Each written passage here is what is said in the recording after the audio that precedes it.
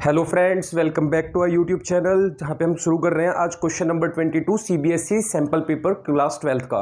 तो question number 22 को बिना टाइम खराब किए स्टार्ट कर देते जल्दी से, क्योंकि दो क्वेश्चन डील करेंगे इस वीडियो में।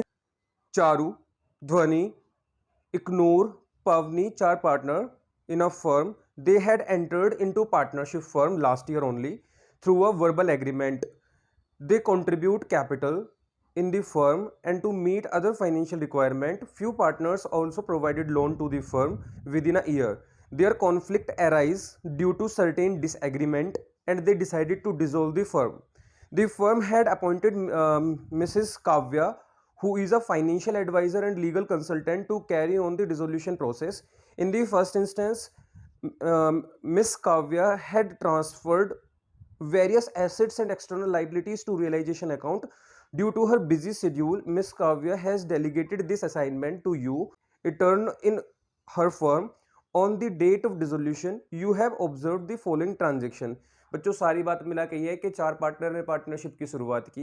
उसके बाद उन्होंने जब आगे भी उनका बिजनेस चला, कुछ पार्टनर्स ने लोन भी दे रखा था, आगे चल के उनके बीच में डिस्प्यूट हो गया है। डिस्प्यूट होने पे उन्होंने अपनी फाइनेंशियल एडवाइजर मिस काव्या को चुन लिया कि आप हमारा डिसोल्यूशन करा दो। तो उन्होंने जितनी भी एसेट्स को, आपको याद होगा आपने बड़े क्वेश्चंस जो किए हैं 6 मार्क्स में, अगर अकाउंट आता है रियलाइजेशन, सभी एसेट्स को उठा के डेबिट साइड ट्रांसफर कर लेते हैं बैलेंस शीट में से, सभी लाइबिलिटी को उठा के क्रेडिट साइड ट्रांसफर, वो काम वो कर चुकी थी।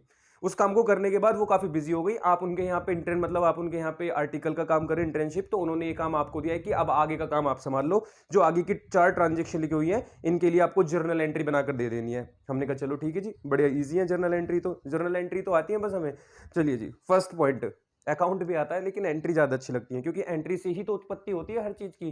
Entry, general entry primary book है और वो हमें बहुत अच्छे से आती है। चलिए तो फर्स्ट वाले पॉइंट को देखते हैं। फर्स्ट पॉइंट में क्या लिखा हुआ है? फर्स्ट पॉइंट कहता है धवनीज लोन, धवनी ने जो लोन दिया है 50,000 रुपीज का to the firm, was settled by paying rupees 42,000। 50,000 rupees का जो धवनी का लोन है वो हमें सिर्फ 42,000 रुपीज पे करके खत्म हो जाएगा। अच्छा, आपने जब अकाउंट बनाने सीखे थे तो आपने सीखा था कि जो लोन होते हैं वो रियलाइजेशन अकाउंट का पार्ट नहीं होते, मतलब उनको रियलाइजेशन अकाउंट में ट्रांसफर नहीं किया जाता। लेकिन कोई एसेट या लाइबिलिटी अदर है पार्टनर्स के अलावा, एक्सटर्नल लाइबिलिटी है, तो उसको ट्रांसफर कर दिया जाता है। तो ये पार्टनर का लोन है। तो बताओ बच्चों, यहाँ पे पेमेंट करते वक्त तो नाम यूज होगा नहीं रियलाइजेशन का, लेकिन हाँ पेमेंट में जो प्रॉफिट या लॉस होगा उसका हम जरूर यूज कर सकते हैं। तो देखो यहाँ पे हमारे पास लिखा हुआ है 50,000 रुपीज की लोन की पेमेंट हमने कितने रुपए में कर दी? सिर्फ 42,000 में। तो स्टार्ट करते हैं बच्चों। अगर मैं आपसे कहूं कि जो पार्टनर है धवनी का लोन, वो डायरेक्ट लोन जो होता है बैंक अकाउंट से पे कर दिया जाता है, ये सिखाया जाता है आपको। मैंने कहा लोन का नेचर कैसा होता है? क्रेडिट का, क्योंकि लोन तो लाइबिलिटी होती है। तो मैंने कहा अब ये जैसे ही मैं पेमेंट करूंगा ये लाइबिलिटी डिक्रीज हो जाएगी, खत्म हो जाएगी। और लाइबिलिटी अगर क्रेडिट खत्म करना है तो डेबिट कर देते हैं। तो हमने लिखा धवनीज लोन अकाउंट डेबिट। कितने रुपए का लोन था हमारे पास? 50,000 का लोन हमने डेबिट कर दिया। मैंने कहा बदले में मैंने क्या दिया है? पैसा। तो मैंने लिखा बैंक अकाउंट। लेकिन बच्चों कमाल की बात तो यह है कि मैंने ओनली 42,000 रुपीज ही पे किए हैं। अगर 50,000 का लोन मेरे ऊपर से उतर गया 42 का, तो क्या फर्म को 8,000 का प्रॉफिट हुआ या नहीं हुआ? मैंने कहा हाँ जी बिल्कुल हुआ। और अगर ये प्रॉफिट हुआ तो मुझे इसको कहां ट्रांसफर करना पड़ेगा? रियलाइजेशन अकाउंट में, क्रेडिट साइड, क्योंकि जितने भी प्रॉफिट होते हैं वो क्रेडिट साइड रिकॉर्ड किए जाते हैं। तो मैं इसको ब्लू पेन से लिखा हूं, देखो ये मेरा प्रॉफिट है, इसलिए मैं इसको रियलाइजेशन अकाउंट में भी ट्रांसफर कर रहा हूं, टू रियलाइजेशन अकाउंट। नरेशन लिख दूंगा मैं, being Dhwani's loan paid, Dhwani loan paid, हमने धवनी का लोन पे कर दिया। ये हो गया पहला पॉइंट, डील। बच्चों लोन की पेमेंट कर रहे हो, कम पेमेंट करनी पड़ रही है तो आपका प्रॉफिट हो रहा है, प्रॉफिट हो रहा है तो आपने इसको रियलाइजेशन अकाउंट में क्रेडिट साइड ट्रांसफर कर दिया। सेकंड पॉइंट में लिखा हुआ है, आपको स्क्रीन पे शो हो रहा होगा क्वेश्चन, लिखा हुआ है Pawani's loan 40,000 rupees was settled by given an unrecorded asset of rupees 45,000। कहते हैं 40,000 का एक और लोन है हमारे ऊपर पवनी का, जिसको हमने 45,000 रुपीज की एक एसेट देकर चुकाया है बच्चों। अब आप मुझे बताओ, अगर आप 40,000 के लोन के लिए 45,000 की एसेट देके सेटल कर रहे हो तो इसका मतलब कोई दिक्कत नहीं है, आपकी एसेट 45 की थी, लेकिन अगर 40 में जा रही है रियलाइजेशन के टाइम पे, तो हम ये नोटिस नहीं करते कि ये हमारा फायदा है नुकसान, वो अपने आप ही अल्टीमेटली। ये भी लाइबिलिटी है तो डेबिट तो होनी ही, लोन अकाउंट डेबिट 40,000 रुपीज। लेकिन बच्चों इस बार आप जो पेमेंट कर रहे हो बैंक या कैश से नहीं कर रहे हो, इस बार जो आप पेमेंट कर रहे हो कोई एसेट दे रहे हो, और सारी की सारी एसेट तो आपको पता है रियलाइजेशन में डेबिट साइड डाल के जा चुकी है मिस काव्या, बिजी होने की वजह से हमसे कहा है ना तुम करना। तो मैंने कहा ठीक है जी, अब उस एसेट को रियलाइजेशन अकाउंट से हटा के क्रेडिट साइड ले आते हैं, जो एसेट हमने इनको पकड़ा दिया टू रियलाइजेशन अकाउंट। कुछ बच्चे गलती कर देते हैं, यहां सन्ड्री एसेट लिख देते हैं, बस यही मिस्टेक हो जाती है। आगे बढ़ते हैं, नरेशन लिख लो, बीइंग पवनीज लोन पेड,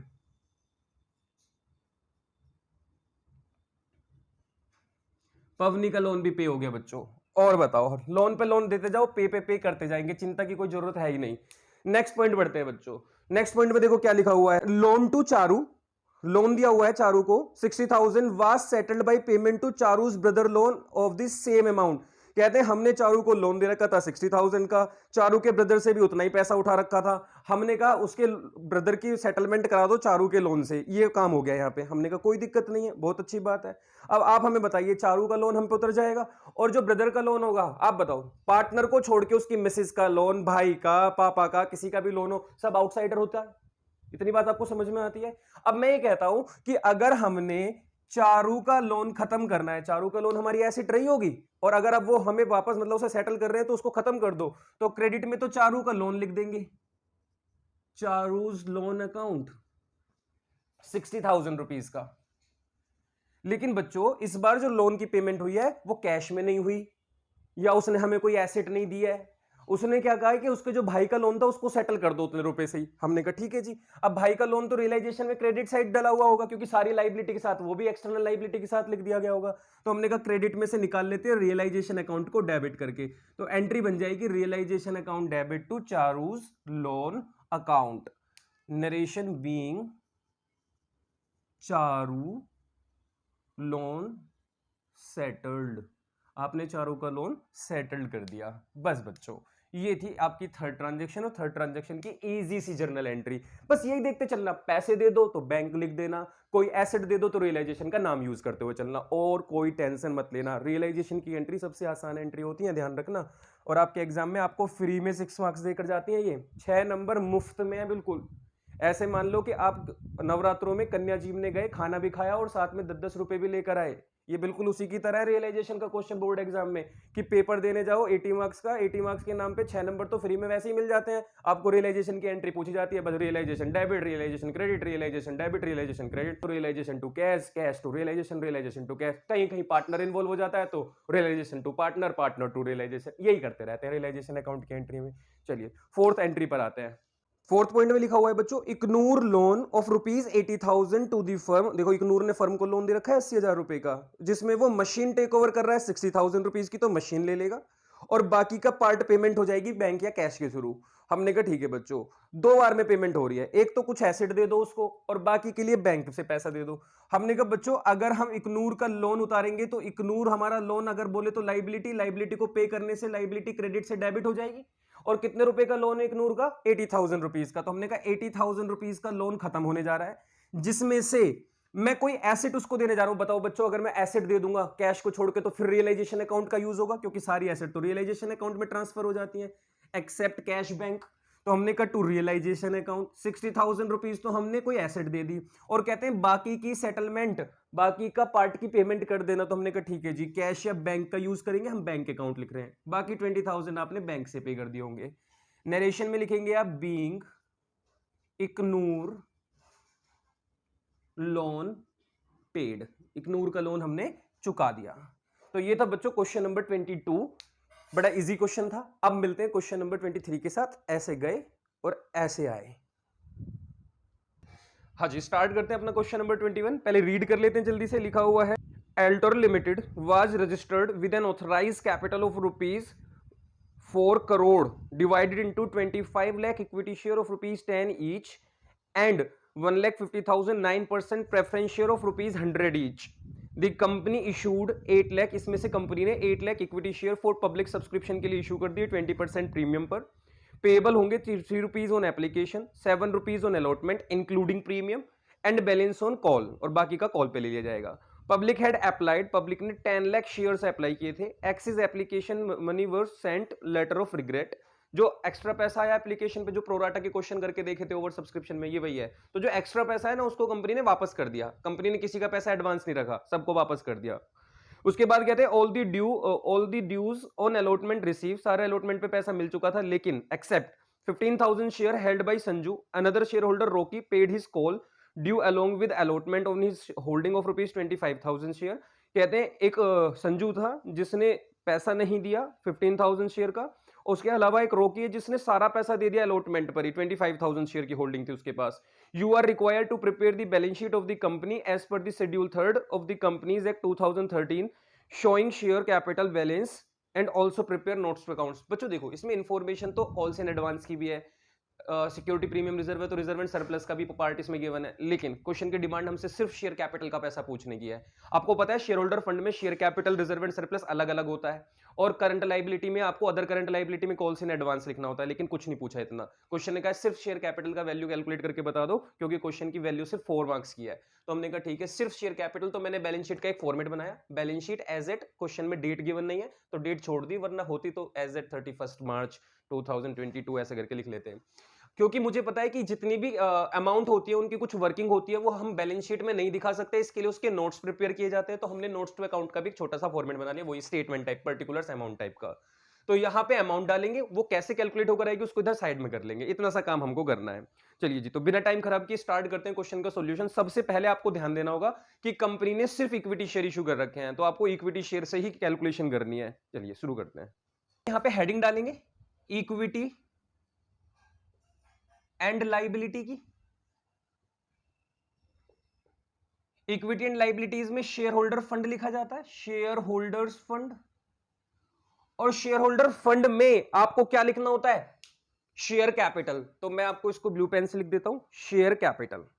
लीजिए, क्वेश्चन की डिमांड हमसे इसी अमाउंट को फाइंड करवाने की कि शेयर कैपिटल निकाल के बता दो, हमें ये अमाउंट बता दो। हमने कहा ठीक है, इस कैपिटल को निकाल लेते हैं। तो मैंने कहा हम वर्किंग कर लेंगे, यहां पे नोट्स नंबर 1 लिख देते हैं और इधर की तरफ भी 1 लिख देते हैं कि हम शेयर कैपिटल की कैलकुलेशन करने वाले हैं। तो शेयर कैपिटल की कैलकुलेशन आपको पता है ना, कौन सी कैपिटल से निकल कर आती है? सब्सक्राइब कैपिटल से निकल कर आती है। कौन सी कैपिटल से? सब्सक्राइब। क्योंकि कैपिटल कितनी होती है? एक ऑथराइज्ड होती है जिसको नॉमिनल कैपिटल भी बोलते हैं, उसके बाद एक इशूड कैपिटल होती है, देन सब्सक्राइब निकल कर आती है। तो स्टार्ट करते हैं, सिर्फ कैपिटल की बात करनी है। हमने कहा सबसे पहला पॉइंट आप डालेंगे ऑथराइज्ड कैपिटल। क्वेश्चन में सब लिखा है ऑथराइज्ड कैपिटल। ऑथराइज्ड कैपिटल किस किस तरीके से? कंपनी ने इक्विटी शेयर भी बनाए, कितने? 25 lakh equity share. 25 lakh, sorry मैं लाख लिखने वाला था, 25 के आगे 5 जीरो लगाना बच्चों। Equity shares at the rate ₹10 each, 10 रुपए का एक। तो हम कह सकते हैं कि 256 टाइम्स जीरो, कह सकते हैं 2.5 करोड़ रुपए हो गया। इसके बाद हमारे पास लिखा हुआ है 1,50,000 9% preference share. 1,50,000 9% preference share company ने इशू, वो ऑथराइज में डाल रखे हैं shares, at the rate ₹100 each. हम कह सकते हैं बेटा 1.5 करोड़, मतलब 1.5 करोड़ या फिर 1.5 करोड़ बोल सकते हो इसको। 6, अगर मैं इसका टोटल कर दूं तो मैं कह सकता हूं कि जो मेरी ऑथराइज कैपिटल हो गई वो यहां पे हो गई 4 करोड़ रुपीस। ये अमाउंट हमने रिकॉर्ड कर दिया है। ये तो होगी बच्चों ऑथराइज्ड कैपिटल। इसके बाद हम निकाल लेते हैं इशूड कैपिटल। कंपनी ने इसमें से जो इशूड किया है, इशूड कैपिटल, कंपनी ने सिर्फ इक्विटी शेयर्स इशू किए हैं बच्चों। प्रेफरेंस शेयर कंपनी ने मार्केट में लॉन्च ही नहीं किए। कहते हैं कितने इक्विटी शेयर इशू किए? 1 लाख इक्विटी शेयर इशू किए हैं कंपनी ने, वो भी कितने रुपए का एक है? 10 रुपीज का विद प्रीमियम। तो प्रीमियम तो फेस वैल्यू से अलग ही रखा जाता है, कैपिटल से साइड ही रखते हैं उसको। तो हमने कहा कंपनी ने 8 लाख इक्विटी शेयर इशू किए हैं, 8 लाख इक्विटी शेयर्स इशू किए हैं एट द रेट ₹10 ईच। मतलब कंपनी की मार्केट से जो आस्क है वो 80 लाख रुपीस की है। कंपनी चाहती है मार्केट से उसको 80 लाख रुपए मिल जाए। ओके, इसके बाद ऑब्वियसली अगर अब कंपनी ने इशू किए तो लोग बागों ने खरीदोगे, कंपनी के शेयर ज्यादा बिक गए बच्चों। कंपनी के शेयर क्या हो गए? ज्यादा बिक गए। सब्सक्राइब्ड कैपिटल,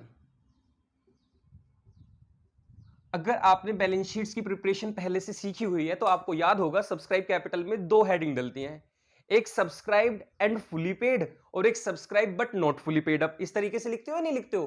तो वही हमको यहां पे लिखना है। पहला पॉइंट लिखना है subscribed and fully paid up. और दूसरा हमको यहां पे लिखना है सब्सक्राइब्ड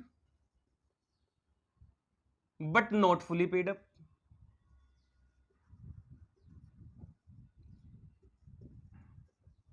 अब फुली पेड अप और नॉट फुली पेड अप क्या होता है? जैसे कंपनी ने 10 रुपए का शेयर 10 रुपए पे मतलब 10 रुपए का शेयर प्रीमियम के साथ बेचा होता और जिस शेयर होल्डर ने पूरी कंप्लीट पेमेंट कर दी होती, तो हम उसके लिए क्या यूज करते कि सब्सक्राइब्ड एंड फुली पेड।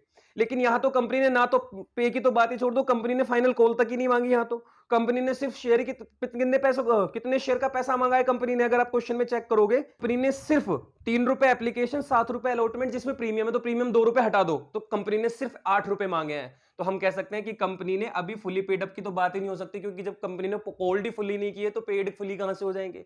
इसका मतलब फुली पेड अप तो एक भी है ही नहीं, नॉट फुली पेड अप होगा जितना भी होगा। तो देखो जी क्या लिखा हुआ है क्वेश्चन में, लिखा है नॉट फुली पेड अप में कितना है, कंपनी ने 8 लाख इक्विटी शेयर इशू कर रखे हैं, 8 रुपए का एक था, तो कंपनी के बताओ बच्चों पैसे कितने बनते हैं, चेक करो। अगर कंपनी ने 8 लाख इक्विटी शेयर, आप कहोगे ओवर सब्सक्रिप्शन है, मैंने कहा बच्चों कैपिटल में कौन सा पैसा लिखा जाता है, जितने कंपनी शेयर इशू कर सकती है। मांगने को तो कंपनी के पास 5 करोड़ रुपए देकर आ जाते हैं कि हमें 5 करोड़ के शेयर दे दो, कंपनी तो सिर्फ 8 लाख शेयर इशू कर रही है, 10 रुपए के हिसाब से तो 80 लाख रुपीस की तो मालिक बना सकती है, तो कैपिटल में तो 80 लाख के हिसाब से पैसा जाएगा। तो 8 lakh equity share at the rate rupees 8 each, 8 रुपए के हिसाब से कंपनी के पैसे कितने बनते हैं यहाँ पे 64 लाख, कंपनी को 64 लाख रुपीस मिलने चाहिए थे। इसी में से एक शेयर होल्डर है जिसने पैसा नहीं दिया, तो वो पैसा कम आएगा। आप कहोगे एडवांस, मैंने कहा वो तो लायबिलिटी होती है, क्वेश्चन ने तो सिर्फ शेयर कैपिटल की वैल्यू पूछी है, तो मैं लायबिलिटी की जिक्र क्यों करूं कि जिसने एडवांस दे रखा है, हम उसको इग्नोर कर देंगे। जिसमें से एक शेयर होल्डर था जिसने हमें क्या नहीं दिया, पैसा नहीं दिया, तो हमने लिखा लेस कॉल्स इन एरियर। हाँ जी, कॉल्स इन एरियर कर दो बेटा, मल्टीप्लाई कर दो 15,000 शेयर्स और 5 रुपए का एक, तो 15,000 की 5 में मल्टीप्लाई करोगे तो अमाउंट आ जाएगा 75,000, तो 75,000 रुपीज हमको नहीं मिले होंगे। तो हम कह सकते हैं कि हमारे शेयर कैपिटल में कितने रुपए आ जाएंगे, 64 लाख में से माइनस कर दो 75, तो 63,25,000 आई थिंक अमाउंट आएगा। कैलकुलेशन कर लो और बताओ फिर। 63,25,000 यही अमाउंट पूछा था जो क्वेश्चन में कि कैपिटल में कितना पैसा जाएगा, तो बच्चों ये आ गया शेयर कैपिटल की वैल्यू, ये यहां निकल कर आती है लास्ट वाली 63,25,000 रुपीज हमारी कहां चले जाएंगे, शेयर कैपिटल का पार्ट हो जाएंगे। तो इस तरीके से आपको रिकॉर्डिंग करनी थी कि आपसे पूछा था शेयर कैपिटल में कितनी वैल्यू आएगी। तो बैलेंस शीट का जब भी क्वेश्चन आएगा बच्चों आपको इसी तरीके से डील करना है उसको। आप जो भी अमाउंट होगा वो बैलेंस शीट में डालेंगे, लेकिन उस बैलेंस शीट का अमाउंट कैलकुलेट कैसे किया उसके लिए आपको वर्किंग बनानी पड़ेगी, जो कि इस तरीके का फॉर्मेट रहेगा पर्टिकुलर्स अमाउंट वाला। आगे चल के आपसे पूछा जा सकता था कि रिजर्व एंड सरप्लस भी निकालो, तो फिर आप सेकंड पॉइंट डालते, यहाँ पे रिजर्व एंड सरप्लस में 2 लिख के फिर रिजर्व एंड सरप्लस निकाल देते। शेयर कैपिटल में कौन सा अमाउंट यूज किया जाता है, सिर्फ जो हमारा वर्किंग होता है उसमें सब्सक्राइब कैपिटल का। और सब्सक्राइब कैपिटल में आपको रिकॉर्डिंग करते वक्त ध्यान रखना होगा कि सब्सक्राइब में फुली पेड अप की हेडिंग आपको अलग बनानी है, जिन्होंने सारा पैसा दे दिया है। अगर कंपनी ने सारा कोल्ड कर लिया होता, उसमें से ज्यादातर लोगों ने पे कर दिया होता, सिर्फ 10,000 शेयर के शेयर होल्डर ने पैसा नहीं दिया होता, तो जितने शेयर आपने इशू किए उसको 10,000 हटाओ, बाकी सब फुली पेड अप में डालो, और जिसने नहीं दिया उनको नॉट फुली पेड अप में। मतलब कहने का यह है कि मार्च का महीना चल रहा है, साल खत्म होने वाला है, और उसमें से कुछ बच्चे ऐसे हैं जिनकी अभी मार्च की फीस जमा नहीं हुई है क्योंकि साल खत्म होने वाला है, आखिरी फीस रह रही है, और कुछ बच्चे जिनकी सारी जमा हो चुकी है। तो जिनकी सारी जमा हो गई तुम फुली पेड वाले हो, और जिनकी जमा नहीं हुई तुम पूरे नॉट फुली पेड वाले हो। इसी तरीके से जिन्होंने सारा पैसा दे दिया वो फुली पेड, और जिन्होंने सारा पैसा नहीं दिया तुम नॉट फुली पेड वाले हो, तुम्हें अलग से दिखाएंगे। तो कंपनी रिकॉर्डिंग करते वक्त अलग अलग से रिकॉर्डिंग करती है, फिर टोटल लिखना और अमाउंट को ट्रांसफर कर देना। चलिए जी, ये क्वेश्चन हुआ हमारा खत्म। ये था हमारा क्वेश्चन नंबर 21। मिलते हैं नेक्स्ट वीडियो में, जिसमें अब क्योंकि छोटे छोटे नंबर्स के क्वेश्चन आने वाले हैं, जैसे 3 मार्क्स, तो अब एक ही वीडियो में 3-4 क्वेश्चन करने की कोशिश करेंगे। ठीक है, चलिए मिलते हैं नेक्स्ट वीडियो में। आप ध्यान रखना, वीडियो पसंद आई हो तो अपने फ्रेंड के साथ शेयर करना। Bye bye, take care.